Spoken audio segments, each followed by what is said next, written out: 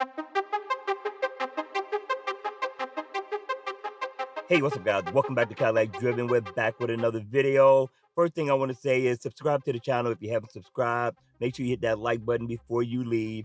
And it's the weekend. Enjoy, have fun. Make sure you guys stay safe out there. Enjoy family and friends.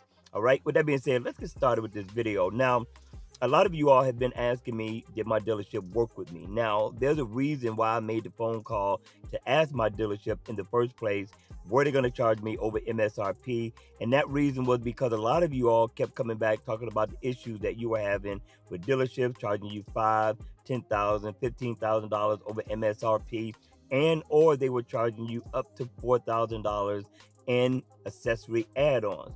So I decided not to wait till the last minute, in spite of the fact that the dealership told me with the last car that I was going to buy that they weren't going to charge me over MSRP. Now, I called the dealership. They said they would call me back. He was waiting for the general manager to get back. The general manager made it back on Tuesday. He called me and he told me that they are charging over MSRP. Now, you know, my heart dropped. I was definitely very sad about that information. And so I asked him, I said, how much are you charging over MSRP?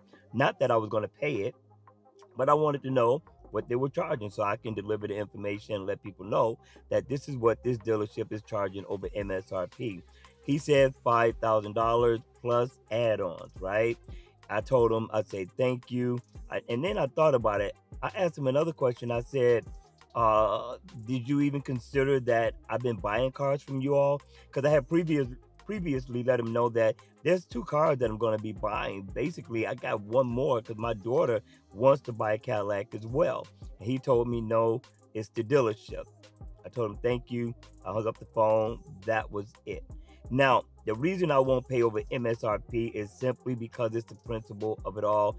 Plus that $10,000, that $5,000 can go into my daughter's fund for schooling or whatever else may come up in life, especially considering the inflation that's taking place in America today.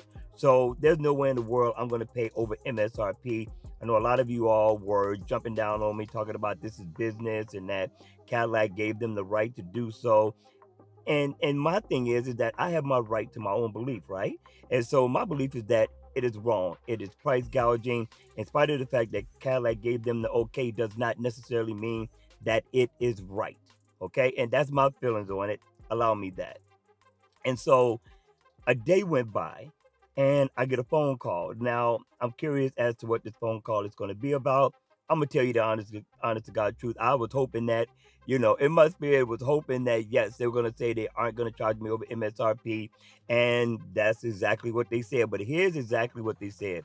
They weren't going to charge me over MSRP. He talked to his boss. His boss, in turn, called Mr. Napleton to let him know what was going on. I don't know if there were other customers canceling orders or what, but he said that he talked to the boss, and the boss said, don't charge him over MSRP. So they're only going to charge me MSRP for the car. I am happy about that. And the reason I'm happy is because I like this car, right? I don't like the car enough to pay over MSRP because of the principle of it all, but I like this car. I love luxury. I love all cars, but luxury is my thing. Now, I have the Cadillac CT6, and I thought Cadillac slammed it on the exterior, but I also thought that they could have did a better job considering other cars that I have seen, like even the Palisade has a little bit of a more luxurious look, and I thought Cadillac could have did a little bit better.